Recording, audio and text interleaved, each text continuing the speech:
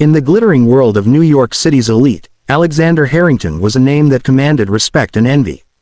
As the CEO of Harrington Enterprises, a multinational conglomerate worth billions, Alexander had everything money could buy. Sprawling mansions in the Hamptons, private jets that whisked him across continents, and a collection of luxury cars that could fill a museum. But beneath the facade of perfection, his heart ached with a profound sorrow. His only son, Ethan, was born deaf. From the moment Ethan came into the world 9 years ago, doctors had delivered the devastating news. Extensive tests, consultations with the world's top specialists in London, Zurich, and Boston, all confirmed the same diagnosis: profound congenital deafness. No hearing in either ear. Alexander spared no expense. He flew Ethan to cutting-edge clinics, funded experimental treatments, and even donated millions to research foundations in hopes of a breakthrough.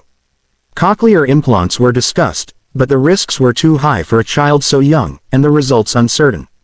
Ethan grew up in a silent world. He was a bright, cheerful boy with tousled brown hair and bright blue eyes that mirrored his father's. He learned sign language quickly, attended the best schools for the deaf, and communicated with gestures and expressions that lit up any room. But Alexander couldn't shake the guilt. He blamed himself. Perhaps the stress of his high-stakes business deals during his wife's pregnancy, or some genetic flaw he had passed on. Ethan's mother, Isabella, had tragically passed away in a car accident when Ethan was just 2, leaving Alexander to raise him alone. The Harrington mansion was a fortress of opulence, staffed with a team of professionals, tutors, therapists, chefs, and housekeepers. Among them was Maria, a quiet maid from a small village in Mexico. She had been working for the family for only 6 months, hired through an agency for her impeccable references and gentle demeanor. Maria was in her late 40s, with kind eyes, graying hair tied in a neat bun, and a warmth that made her stand out in the otherwise formal household. She spoke little English, but her actions spoke volumes. She always had a smile for Ethan, playing simple games with him during her breaks. One crisp autumn afternoon, Alexander returned early from a board meeting. The house was unusually quiet. As he walked through the grand foyer, he heard faint sounds from the playroom upstairs, giggles. No, that couldn't be. Ethan couldn't hear laughter, let alone make sounds in response. Curiosity drew him upstairs. The door to the playroom was ajar. Peeking in, Alexander froze at the sight.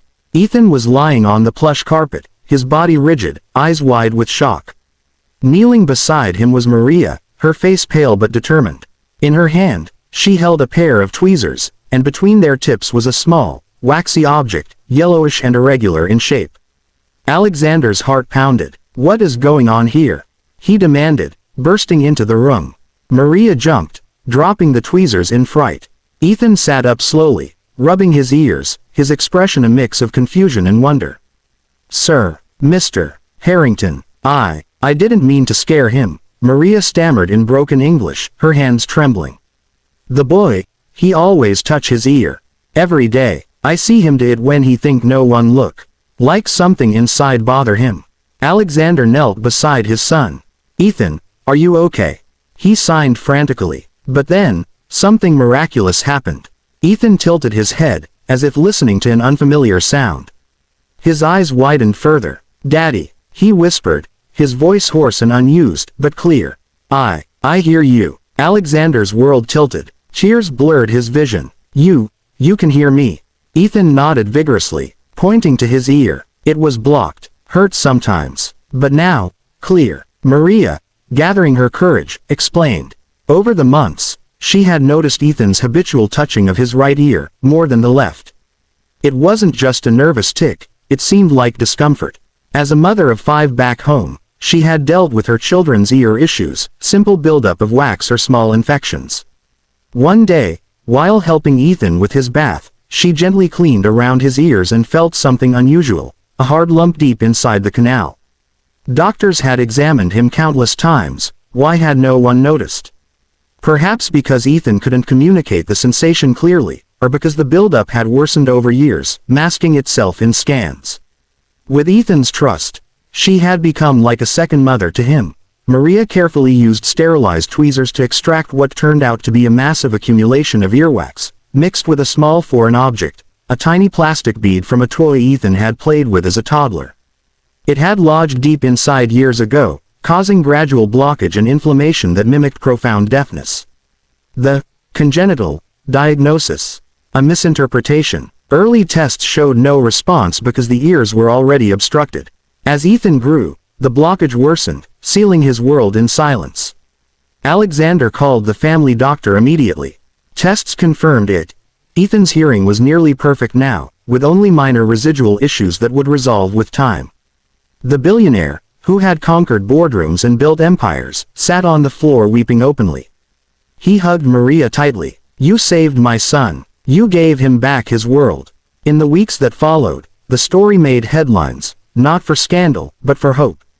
Alexander rewarded Maria generously. A house, college funds for her children, and a permanent position as Ethan's caregiver and friend. But more than money, he gave her his eternal gratitude. Ethan's first words were filled with wonder. Birds singing, waves crashing during their beach vacation, his father's laughter. And Maria, she became family. In a life of endless wealth, Alexander learned the greatest riches come from the simplest acts of kindness, and from those we might overlook. The end.